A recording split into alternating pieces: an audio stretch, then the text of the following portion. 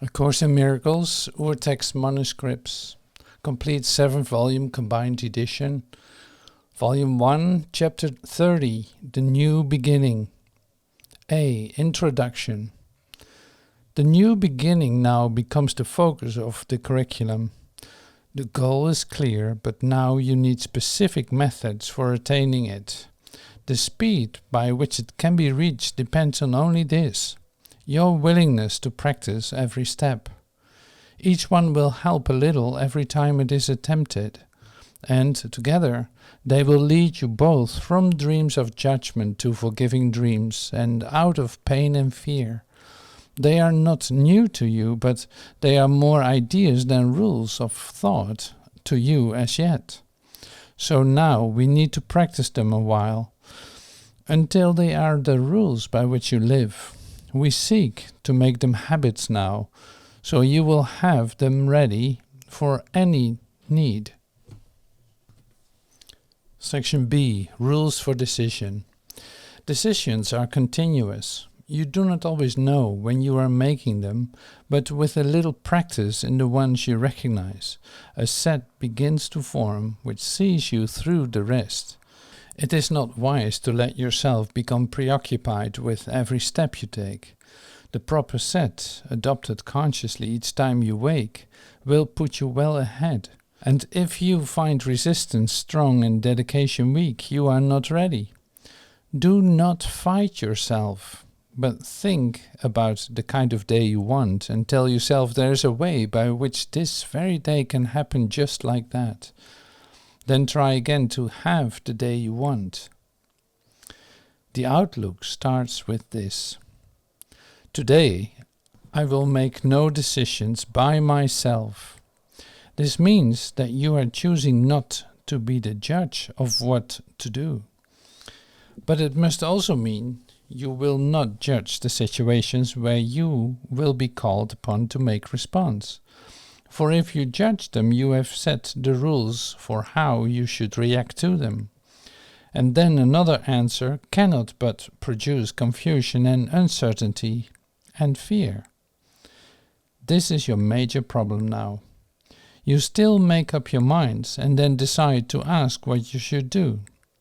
And what you hear may not resolve the problem as you saw it first.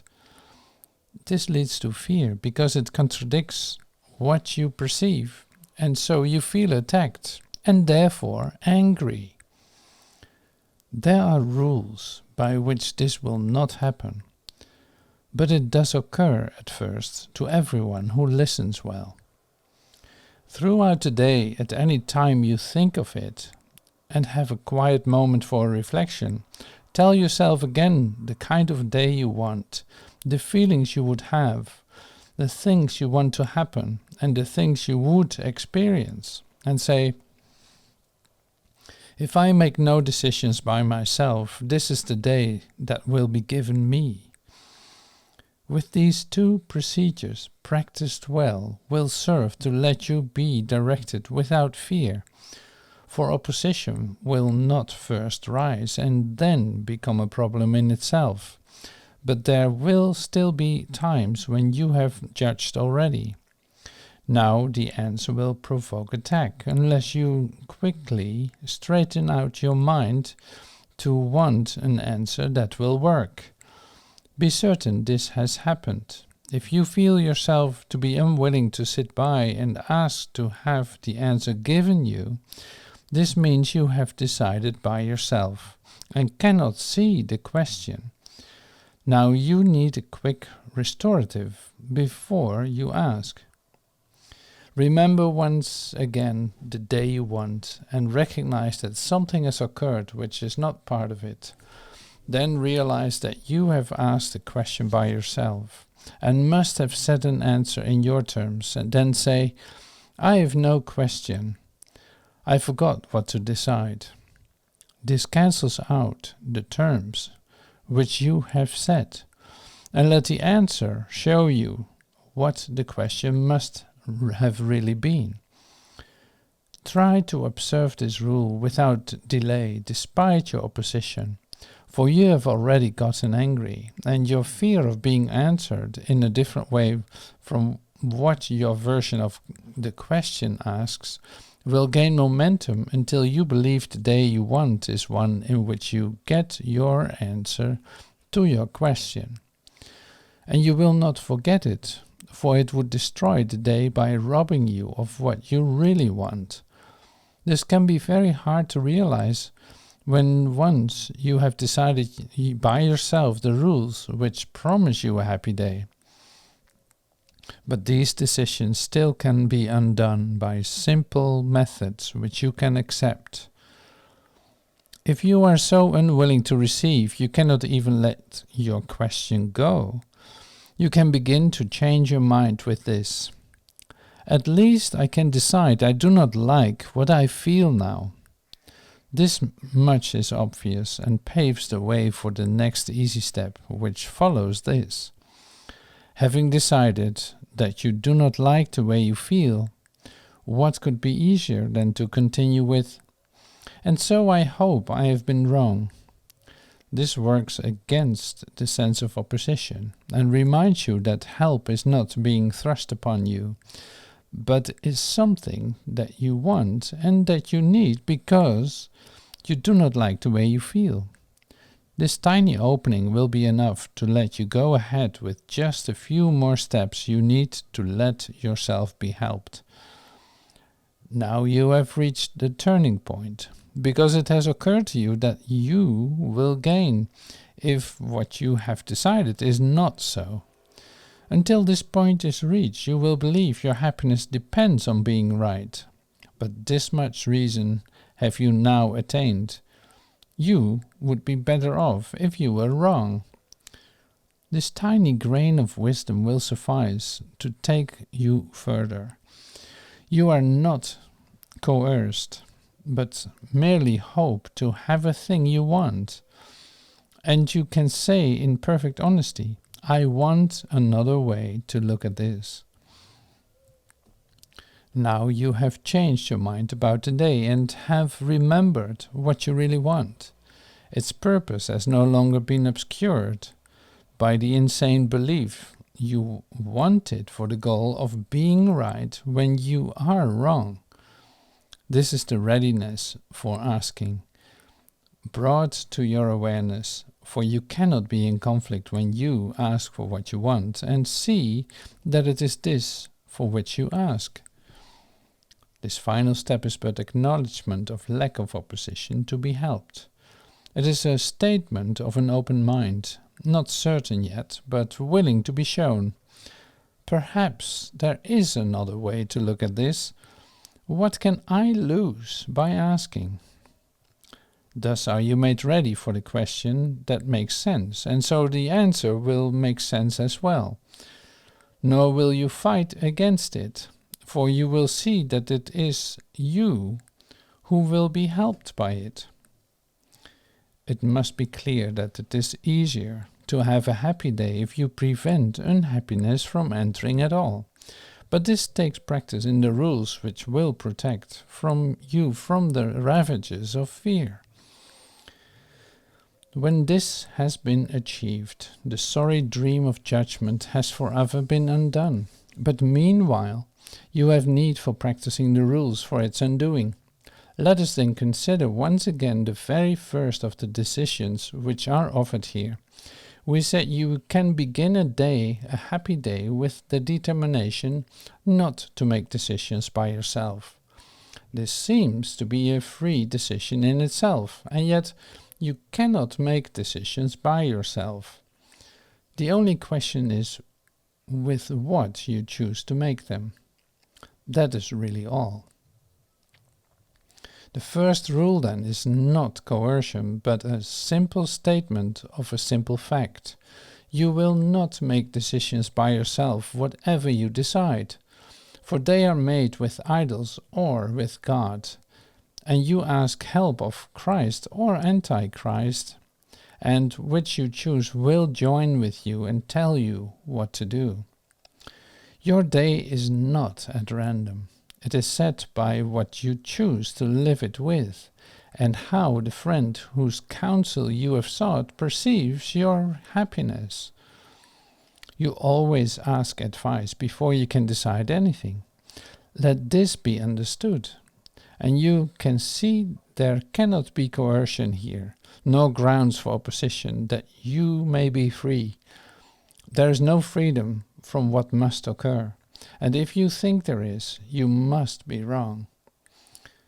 The second rule as well is but a fact, for you and your advisor must agree on what you want before it can occur. It is but disagreement which permits all things to happen. Nothing can be caused without some form of union, be it with a dream of judgment or the voice for God. Decisions cause results because they are not made in isolation. They are made by you and your advisor, for yourself and for the world as well. The day you want, you offer to the world, for it will be what you have asked for, and will reinforce the rule of your advisor through the world, whose kingdom is the world for you today. What kind of day will you decide to have?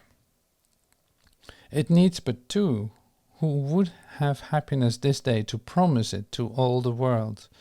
It needs but two to understand that they cannot decide alone, to guarantee the joy they ask for will be wholly shared, for they have understood the basic law which makes decision powerful and gives it all effects that it will ever have.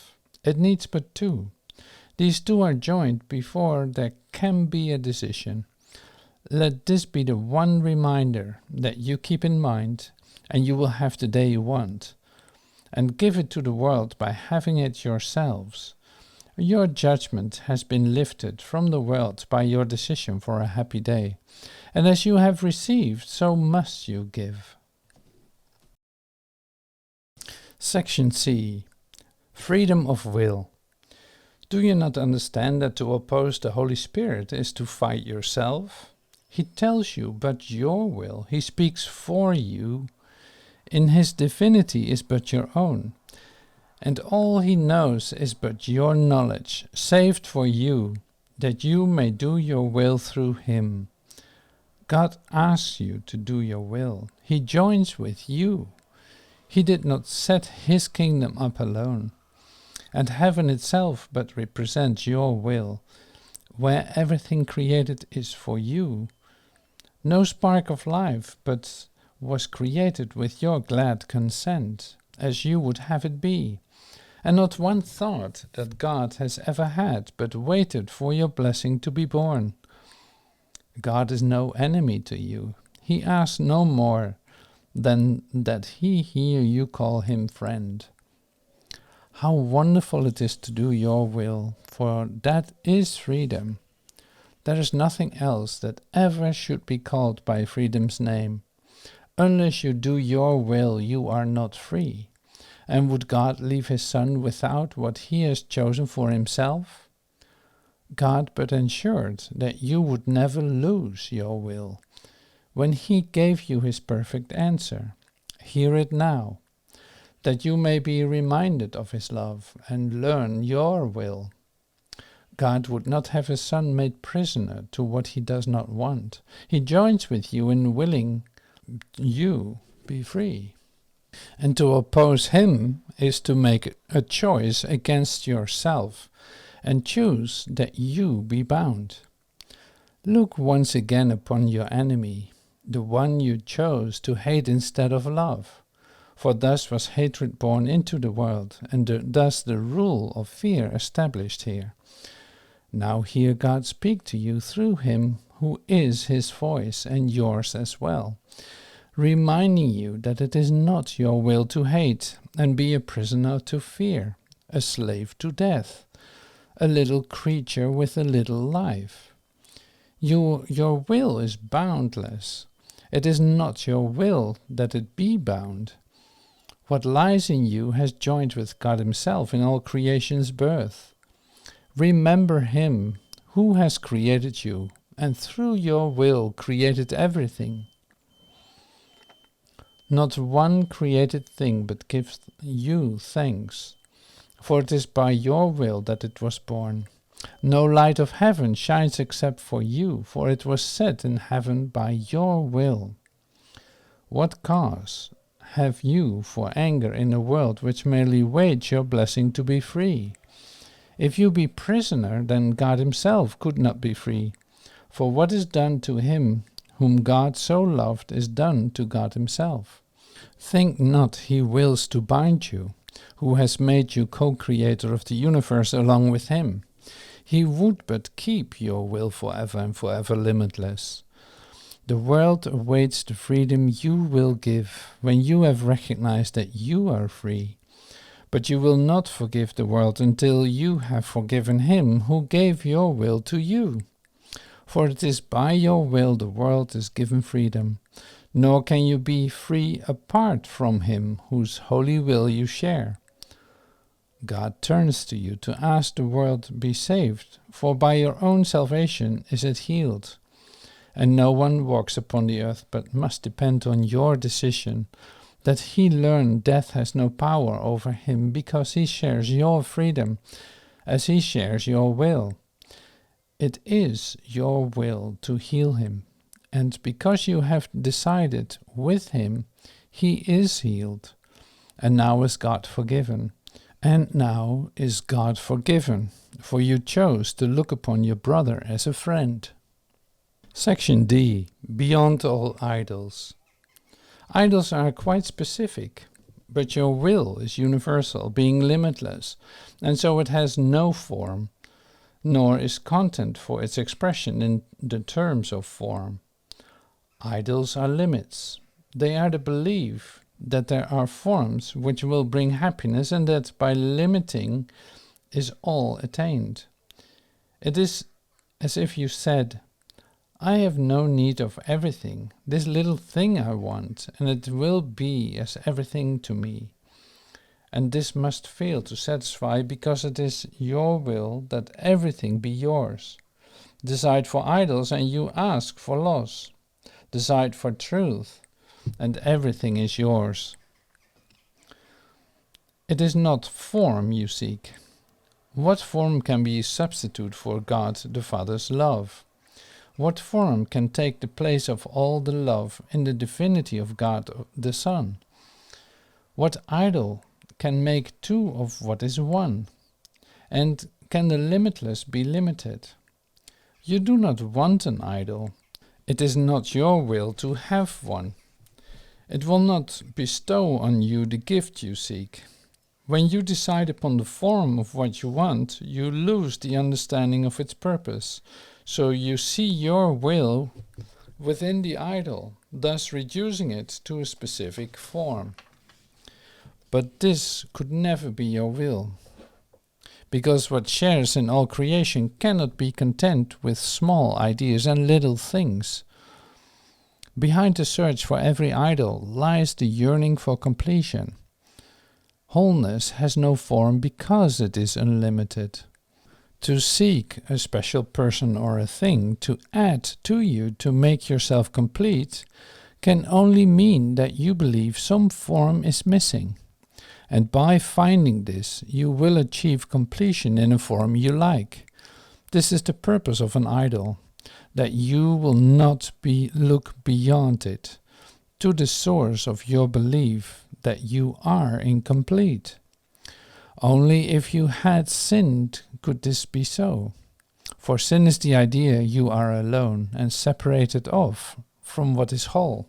And thus it would be necessary for the search for wholeness to be made beyond the boundaries of limits on yourself.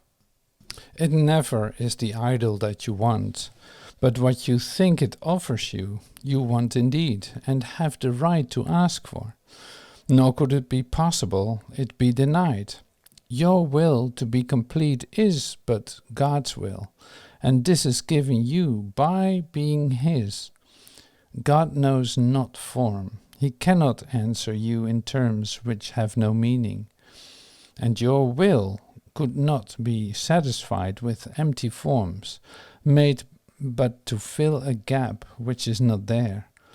It is not this you want. Creation gives no separate person and no separate thing the power to complete the Son of God. What idol can be called upon to give the Son of God what he already has? Completion is the function of God's Son. He has no need to seek for it at all. Beyond all idols stands his holy will, to be but what he is. For more than whole is meaningless. If there were change in him, if he would be reduced to any form and limited to what is not in him, he would not be as God created him. What idol can he need to be himself? For can he give a part of him away? What is not whole cannot make whole, but what is really asked for cannot be denied. Your will is granted, not in any form that would content you not, but in the whole, completely lovely thought God holds of you. Nothing that God knows not exists, and what he knows exists forever, changelessly. For thoughts endure as long as does the mind that thought of them, and in the mind of God there is no ending, nor a time in which his thoughts were absent, or could suffer change. Thoughts are not born and cannot die. They share the attributes of their Creator, nor have they a separate life apart from him. The thoughts you think are in your mind, as you are in the mind which thought of you. And so there are no separate parts in what exists within God's mind. It is forever one, eternally united and at peace. Thoughts seem to come and go, but all this means is that you are sometimes aware of them and sometimes not. An unremembered thought is born again to you when it returns to your awareness, yet it did not die when you forgot it. It was always there, but you were unaware of it. The thought God holds of you is perfectly unchanged by your forgetting. It will always be exactly as it was before the time when you forgot, and will be just the same when you remember. And it is the same within the interval when you forgot. The thoughts of God are far beyond all change and shine forever. They await not birth. They wait for welcome and remembering. The thought God holds of you is like a star, unchangeable in an eternal sky. So high in heaven it is set that those outside of heaven know not it is there. But still and wide and lovely will it shine through all eternity. There was no time it was not there, no instant when its light grew dimmer or less perfect ever was. Who knows the Father knows this light, for he is the eternal sky which holds it safe, forever lifted up and anchored sure. Its perfect purity does not depend on whether it is seen on earth or not. The sky embraces it and softly holds it in perfect place, which is as far from earth as earth from heaven. It is not the distance nor the time which keeps this star invisible to earth, but those who seek for idols cannot know this star is there. Beyond all idols is the thought of God holds of you, completely unaffected by the turmoil and terror of the world. The dreams of birth and death that here are dreamed, the myriad of forms that fear can take quite undisturbed. The thought God holds of you remains exactly as it always was. Surrounded by a stillness so complete, no sound of battle comes remotely near. It rests in certainty and perfect peace. Here is your one reality kept safe, completely unaware of all the world that worships idols and that knows not God. In perfect sureness of its changelessness and of its rest in its eternal home, the thought God holds of you has never left the mind of its Creator, whom it knows as its Creator knows that it is there. Where could the thought God holds of you exist but where you are? Is your reality a thing apart from you, and in a world which your reality knows nothing of? Outside you, there is no eternal sky, no changeless star, and no reality. The mind of heaven's Son in heaven is, for there the mind of Father and of the Son joined in creation, which can have no end. You have not two realities but one, nor can you be aware of more than one. An idol or the thought of God holds of you is your reality. Forget not then that idols must keep hidden what you are, not from the mind of God, but from your own. The stars shine still, the sky has never changed, but you, the Holy Son of God Himself, are unaware of your reality. Section E. The truth behind delusions. You will attack what does not satisfy, and thus you will not see you made it up. You always fight illusions, for the truth behind them is so lovely and so still in loving gentleness.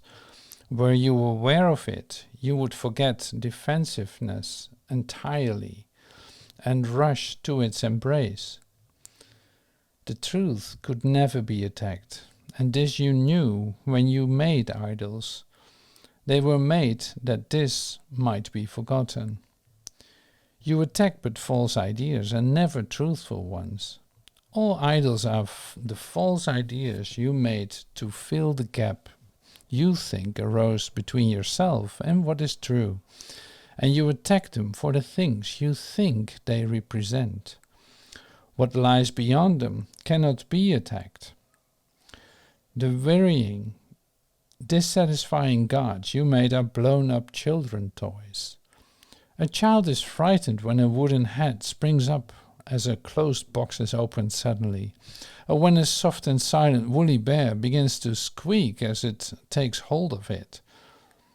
The rules he made for boxes and for bears have failed him and have broken his control of what surrounds him, and he is afraid because he thought the rules protected him. Now must he learn the boxes and the bears did not deceive him, broke no rules, nor mean this world is made chaotic and unsafe. He was mistaken. He misunderstood what made him safe, and thought that it had left.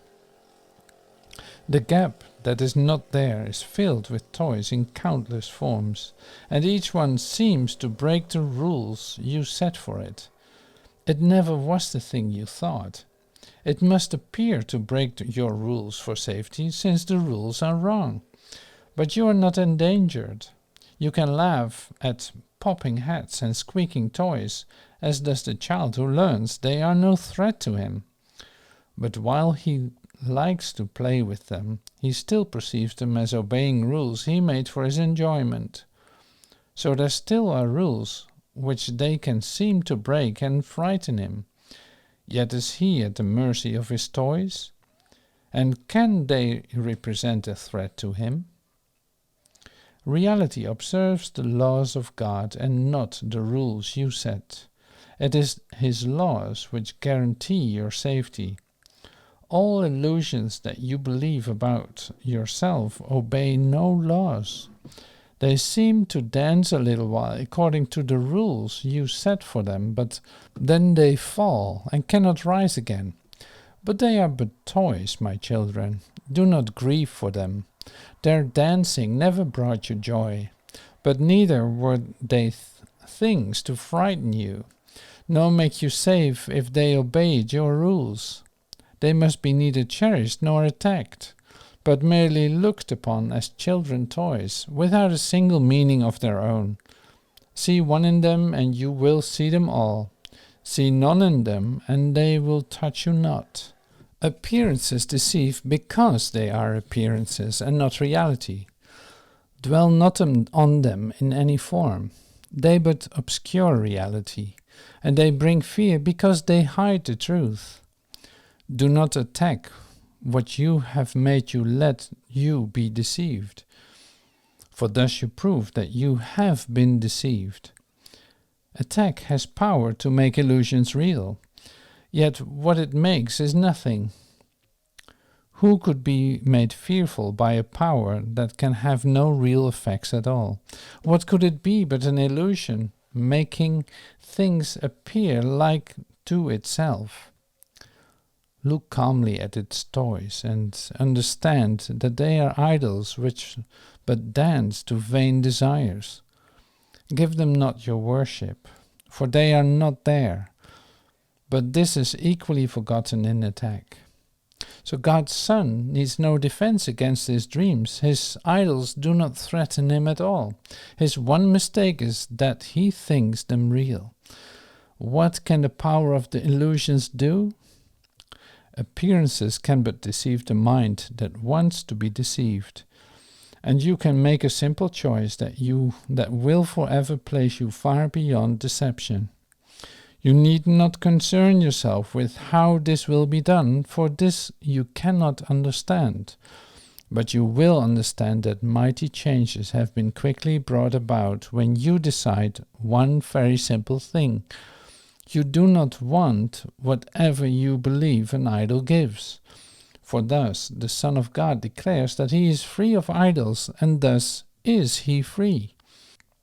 Salvation is a paradox indeed. What could it be except a happy dream? For you are asked but to forgive all things that no one ever did, to overlook what is not there, and not to look upon the unreal as reality. You are but asked to let your will be done, and seek no longer for the things you do not want. And you are asked to let yourself be free of all the dreams of what you never were, and seek no more to substitute the strength of idle wishes for the will of God. Here does the dream of separation start to fade and disappear, for here the gap that is not there begins to be perceived without the toys of terror that you made. No more than this is asked. Be glad indeed, salvation asks so little, not so much. It asks for nothing in reality, and even in illusions it but asks forgiveness be the substitute for fear. Such is the only rule for happy dreams. The gap is emptied of the toys of fear, and then its unreality is plain. Dreams are for nothing, and the Son of God can have no need of them. They offer him no single thing that he could ever want. He is delivered from illusions by his will, and but restored to what he is. What could God's plan for his salvation be except a means to give him to himself? Section F. The only purpose. The real world is the state of mind in which the only purpose of the world is seen to be forgiveness. Fear is not its goal, and the escape from guilt becomes its aim. The value of forgiveness is perceived and takes the place of idols, which are sought no longer, for their gifts are not held dear. No rules are idly set, and no demands are made of anyone or anything to twist and fit into their dreams of fear. Instead, there is a wish to understand all things created as they really are, and it is recognized that all things must be first forgiven and then understood. Here, it is thought that understanding is acquired by attack. There, it is clear that by attack is understanding lost. The folly of pursuing guilt as goal is fully recognized, and idols are not wanted there, for guilt is recognized as the sole cause of pain in any form. No one is tempted by its vain appeal, for suffering and death have been perceived as things not wanted and not striven for. The possibility of freedom has been grasped and welcomed, and the means by which it can be gained can now be understood. The world becomes a place of hope because its only purpose is to be a place where hope of happiness can be fulfilled. And no one stands outside this hope because the world has been united in the belief the purpose of the world is one, which all must share, if hope be more than just a dream. Yet not is heaven quite remembered, for the purpose of forgiveness still remains. Yet everyone is certain he will go beyond forgiveness, and he but remains until it is made perfect in himself. He has no wish for anything but this, and fear is dropped away, because he is united in his purpose with himself. There's a hope of happiness in him so sure and constant he can barely stay, and wait a little longer with his feet still touching earth. Yet is he glad to wait till every hand is joined and every heart made ready to arise and go with him. For thus is he made ready for the step in which all forgiveness left behind. The final step is God's, because it is but God who could create a perfect Son and share his fatherhood with him. No one outside of heaven knows how this can be. For understanding this is heaven itself. Even the real world has a purpose still beneath creation and eternity. But fear is gone, because its purpose is forgiveness, not idolatry. And so is heaven's Son prepared to be himself, and to remember that the Son of God knows everything his Father understands, and understands it perfectly with him. The real world still fails short of this, for this is God's own purpose, only his and yet completely shared and perfectly fulfilled. The real world is a state in which the mind has learned how easily do idols go when they are still perceived but wanted not. How willingly the mind can let them go when it has understood that idols are nothing and nowhere and are purposeless. For only then can guilt and sin be seen without a purpose and as meaningless. Thus is the real world's purpose gently brought into awareness, to replace the goal of sin and guilt. And all that stood between your image of yourself and what you are, forgiveness washes joyfully away. And yet God need not create his Son again, that what is his be given back to him. The gap between your brother and yourself was never there, and what the Son of God knew in creation he must know again. When brothers join in purpose in the world of fear, they stand already at the edge of the real world. Perhaps they still look back and think they see an idol that they want. Yet has their path been surely set away from idols toward reality. For when they joined their hands, it was Christ's hand they took, and they will look on him whose hand they hold.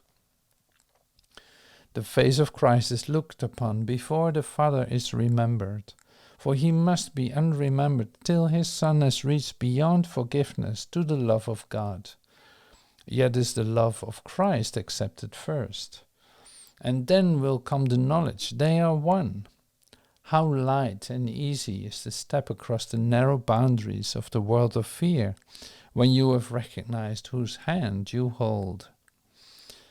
Within your hand is everything you need to walk with perfect confidence away from fear forever, and to go straight on and quickly reach the gate of heaven itself. For he whose hand you hold was waiting but for you to join him. Now that you have come, would he delay in showing you the way that he must walk with you? His blessing lies on you as surely as his Father's love rests upon him. His gratitude to you is past your understanding, for you have enabled him to rise from chains and go with you together to his Father's house. An ancient hate is passing from the world, and with it goes all hatred and all fear. Look back no longer, for what lies ahead is all you ever wanted in your hearts. Give up the world, but not to sacrifice. You never wanted it. What happiness have you sought here that did not bring you pain? What moments of content has not been brought at fearful price in coins of suffering? Joy has no cost. It is your sacred right. And what you pay for is not happiness. Be speeded on your way by honesty, and let not your experiences here deceive in retrospect. They were not free from bitter costs and joyless consequence. Do not look back except in honesty. And when an idol tempts you, think of this. There never was a time an idol brought you anything except the gift of guilt. Not one was bought except at the cost of pain.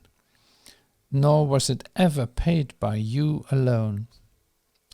Be merciful unto your brother then, and do not choose an idol thoughtlessly, remembering that he will pay the cost as well as you. For he will be delayed when you look back, and you will not perceive whose hand you hold. Look forward then, and walk in confidence, with happy hearts that beat in hope and do not pound in fear. The will of God forever lies in those whose hands are joined. Until they joined, they thought he was their enemy. But when they joined and shared a purpose, they were free to learn their will is one, and thus the will of God must reach to their awareness. Nor can they forget for long that it must be but their own. Section G. The justification for forgiveness. Anger is never justified. Attack has no foundation. It is here escape from fear begins and will be made complete. Here is the real world given in exchange for dreams of terror. For it is on this forgiveness rests, and it is but natural. You are not asked to offer pardon where attack is due and would be justified. For this would mean that you forgive a sin by overlooking what it really is. This is not pardon.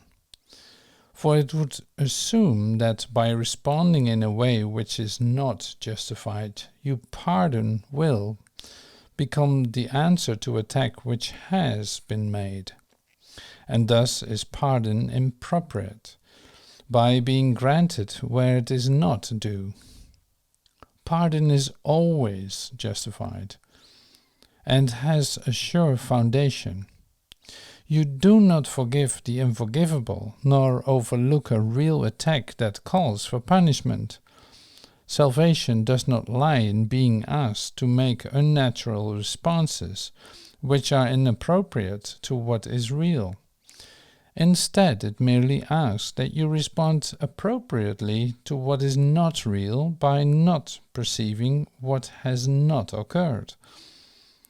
If pardon were justified, you would be asked to sacrifice your rights when you return forgiveness for attack.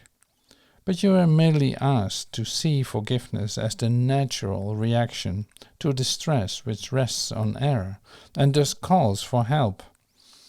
Forgiveness is the only sane response. It keeps your rights from being lost to you.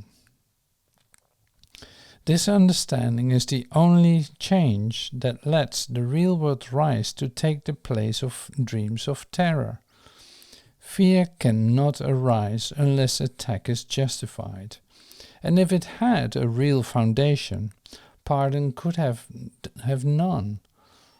The real world is achieved when you perceive the basis of forgiveness is quite real and fully justified. While you regard it as a gift unwarranted, it must uphold the guilt you would forgive. Unjustified forgiveness is attack, and this is all the world can ever give. It pardons sinners sometimes, but remain aware that they have sinned, and so they do not merit the forgiveness that it gives. This is the false forgiveness which the world employs to keep the sense of sin alive. And recognizing God is just, it seems impossible His pardon could be real. Thus is the fear of God the sure result of seeing pardon as unmerited. No one who sees himself as guilty can avoid the fear of God. But he is saved from this dilemma if he can forgive. The mind must think of its Creator as it looks upon itself. If you can see your brother merits pardon, you have learned forgiveness is your right as much as his. Nor will you think that God intends for you a fearful judgment which your brother does not merit. For it is the truth that you can merit neither more nor less than he. Forgiveness recognized as merited will heal. It gives the miracle its strength to overlook illusions. This is how you learn that you must be forgiven too. There can be no appearance that cannot be overlooked. For if there were, it would be necessary first there be some sin which stands beyond forgiveness. There would be an error that is more than a mistake, a special form of error which remains unchangeable, eternal, and beyond correction or escape. There would be one mistake which had the power to undo creation and to make a world which could replace it and destroy the will of God. Only if this were possible could there be some appearances which could withstand the miracle and not be healed by it. There is no surer proof idolatry is what you wish than a belief that there are some forms of sickness and of joylessness forgiveness cannot cure. This means that you prefer to keep some idols and are not prepared as yet to let all idols go. And thus you think that some appearances are real and not appearances at all. Be not deceived about the meaning of a fixed belief that some appearances are harder to look past than others. It always means you think forgiveness must be limited, and you have set a goal of partial pardon and a limited escape from guilt for you. What can this be except a false forgiveness of yourself and of everyone who seems apart from you? It must be true. The miracle can heal all forms of sickness, or it cannot heal. Its purpose cannot be to judge which forms are real and which appearances are true. If one appearance must remain apart from healing, one illusion must be part of truth. And you could not escape all guilt, but only some of it. And you must forgive God's Son entirely, or you will keep an image of yourself that is not whole, and will remain afraid to look within, and find escape from every idol there. Salvation rests on faith. There cannot be some form of guilt which you cannot forgive. And so there cannot be appearances which have replaced the truth about God's Son. Look on your brother with the willingness to see him as he is, and do not keep a part of him outside your willingness that he be healed. To heal is to make whole, and what is whole can have no missing parts that have been kept outside. Forgiveness rests on recognizing this, and being glad there cannot be some forms of sickness which the miracle must lack the power to heal. God's Son is perfect, and he cannot be God's Son. Nor will you know him if you think he does not merit the escape from guilt in all its forms and all its consequences. There is no way to think of him but this, if you would know the truth about yourself. I thank you, Father, for your perfect Son, and in his glory will I see my own. Here's the joyful statement that there are no forms of evil which can overcome the will of God. The glad acknowledgement that guilt has not succeeded by your wish to make illusions real. And what is this except a simple statement of the truth? Look on your brother with this hope in you, and you will understand he could not make an error that could change the truth in him. It is not difficult to overlook mistakes that have been given no effects. But what you see as having power to make an idol of the Son of God, you will not pardon. For he has become to you a graven image and a sign of death. Is this your Savior? Is his Father wrong about his Son? Or have you been deceived in him who has been given you to heal for your salvation and deliverance? Section H. The New Interpretation. Would God have left the meaning of the world to your interpretation? If he had, it has no meaning. For it cannot be that meaning changes constantly and yet is true. The Holy Spirit looks upon the world as one with one purpose, changelessly established, and no situation can affect its aim, but must be in accord with it. For only if its aim could change with every situation could each one be open to interpretation, which is different every time you think of it. You add an element into the script you write for every minute in the day, and all that happens now means something else. You take away another element and every meaning shifts accordingly.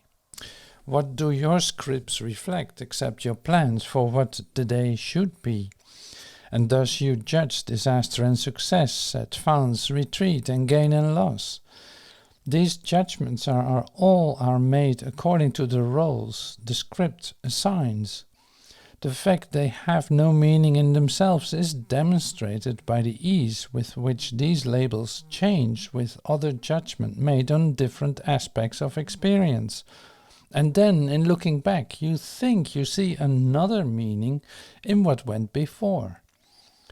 What have you really done except to show there was no meaning there? And you assigned a meaning in the light of goals that change, with every meaning shifting as they change. Only a constant purpose can endow events with stable meaning, but it must accord one meaning to them all. If they are given different meanings, it must mean that they reflect but different purposes, and this is all the meaning that they have. Can this be meaning?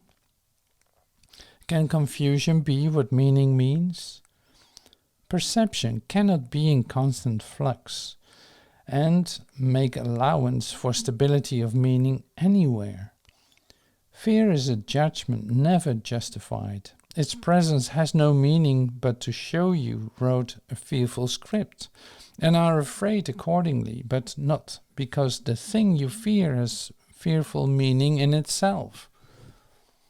A common purpose is the only means whereby perception can be stabilized, and one interpretation given to the world and all experiences here. In this shared purpose is one meaning shared by everyone and everything you see. You do not have to judge, for you have learned one meaning has been given everything, and you are glad to see it everywhere.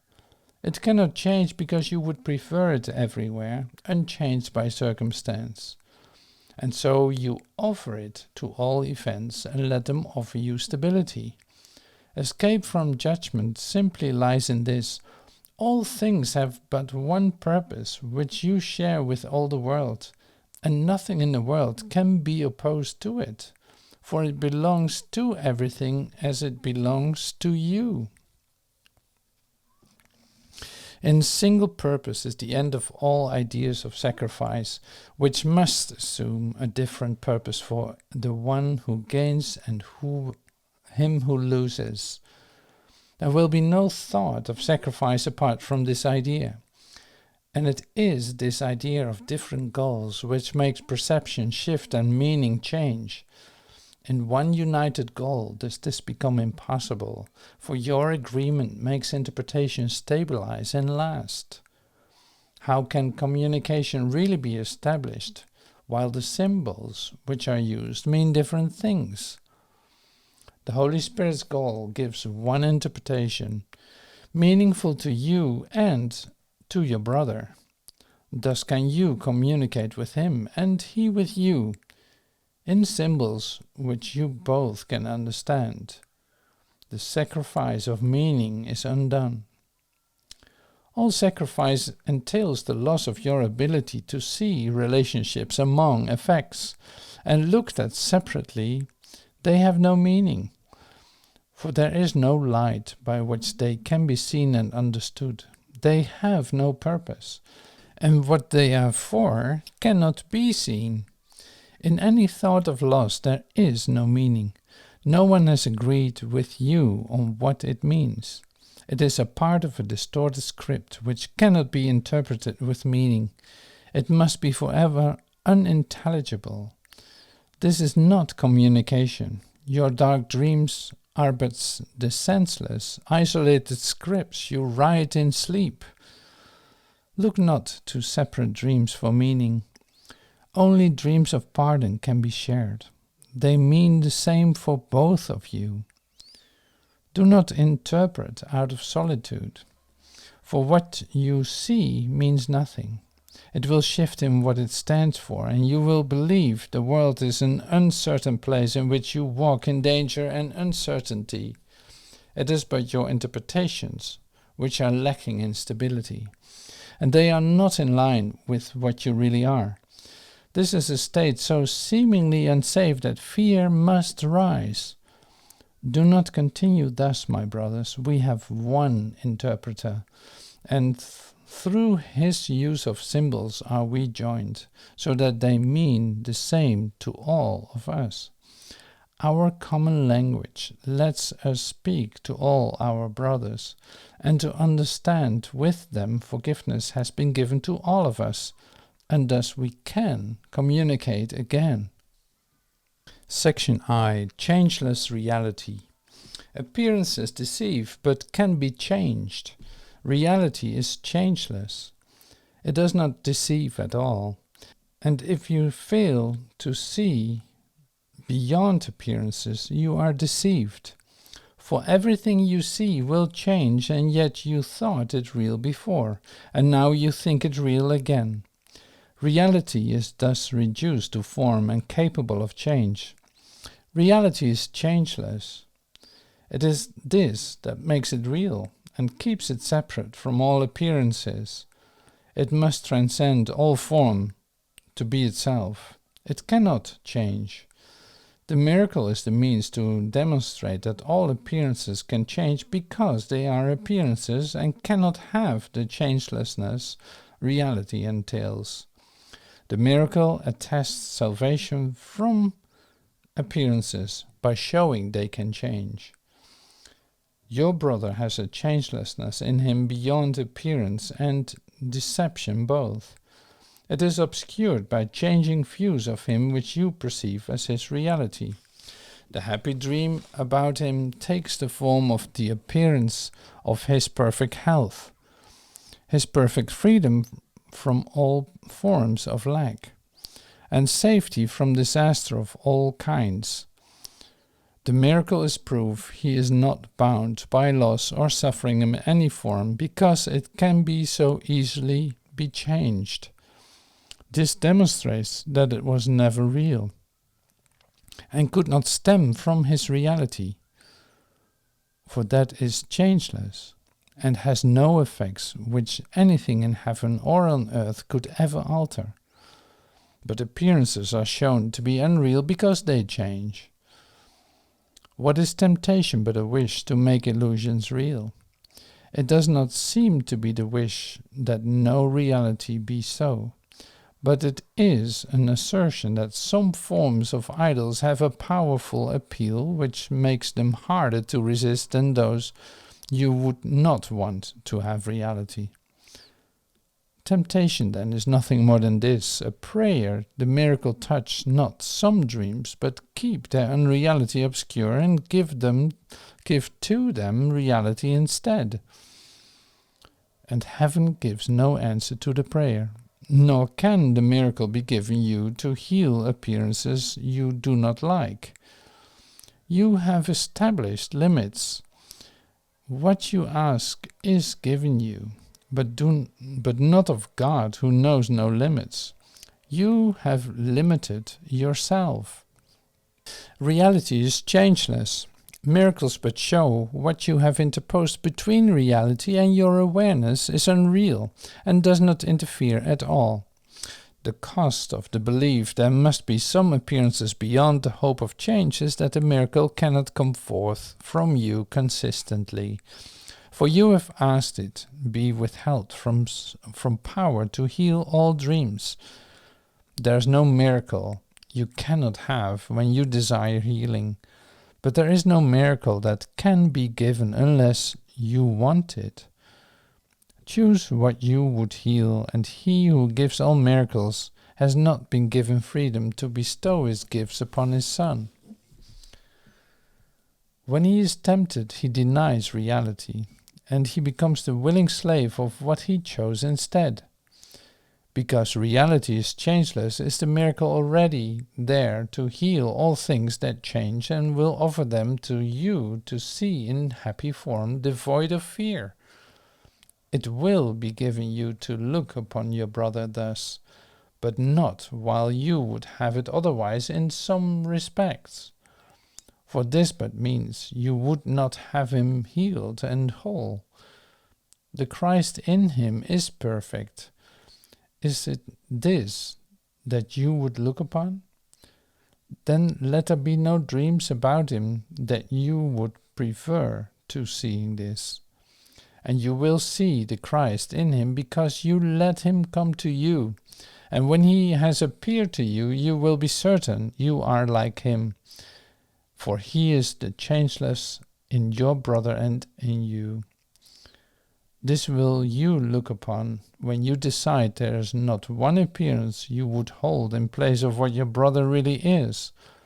Let no temptation to prefer a dream allow uncertainty to enter here. Be not made guilty and afraid when you are tempted by a dream what he is, but do not give it power to replace the changeless in him in your side of him. There is no false appearance, but will fade if you request a miracle instead. There is no pain from which he is not free, if you would have him be, but what he is. Why should you fear to see the Christ in him? You but behold yourself in what you see.